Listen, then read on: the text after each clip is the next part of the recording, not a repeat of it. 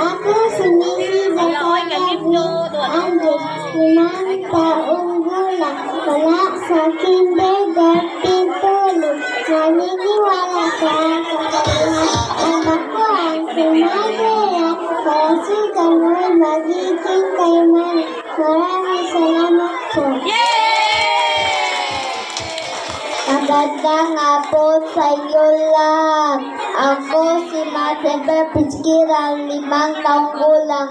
Mula sa kindergarten sulit, tiniwala sa kabiyang tama at masustansyang pagkain. Laging kainin. Maraming salamat po.